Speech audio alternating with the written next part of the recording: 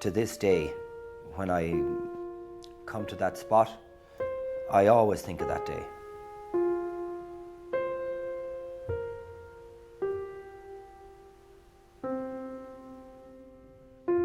My father was a very outgoing, active man. He loved people. He loved meeting with people. He loved working with people.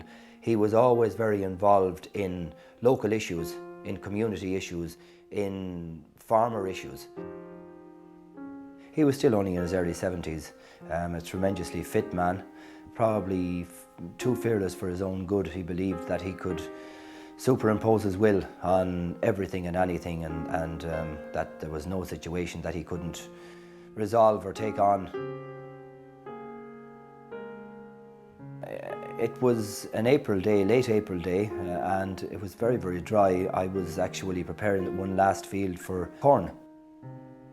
I wasn't back in until 8:30, and I remember the first thing when I got in, my mum said to me, "Where's your father?"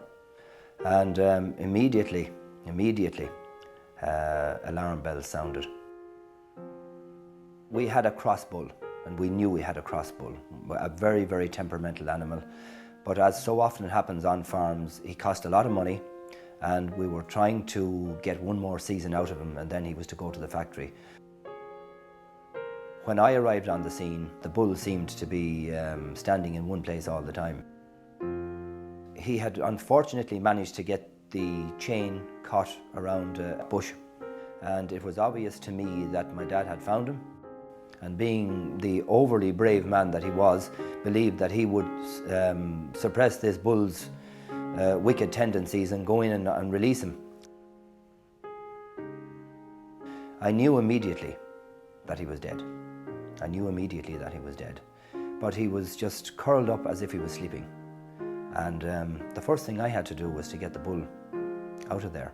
Then I raced down to the house.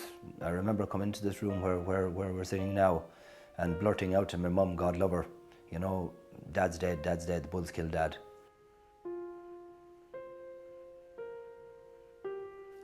My younger brother had come home from work, and we went up and we carried him down to the kitchen here, and then we had, in the meantime, my mum had called the doctor and the guards. When we got down, they were here. That's as it happened.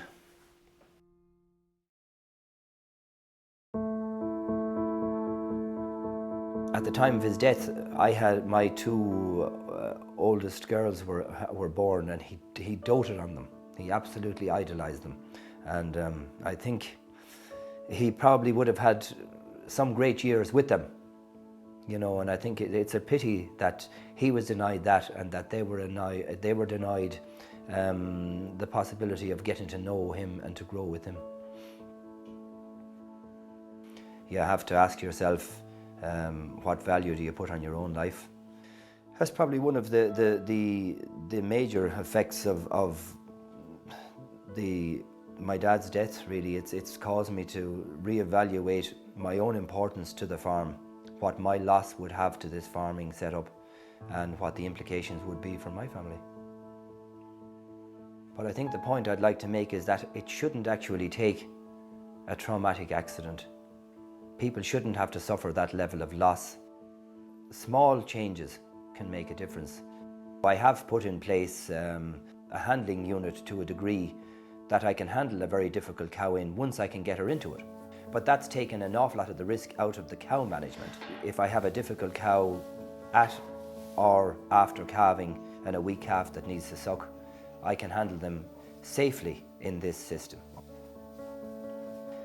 In farming today, it's more or less very often one-man operations, and they're long hours, and you get tired and you cut corners. And again, while people say, oh, you shouldn't do that, that's what we do. The challenge and where maybe a farmer shouldn't be afraid of a visit from a health and safety officer would be, you have someone walking a farm with you, looking from a professional perspective at the risk areas that you never see because you're there every day and the accidents never happened. And very modest investment in some of the more dangerous features on your farm, and a small change of mindset in being more conscious of the dangers that are out there can make a huge difference and can make the difference between life and death.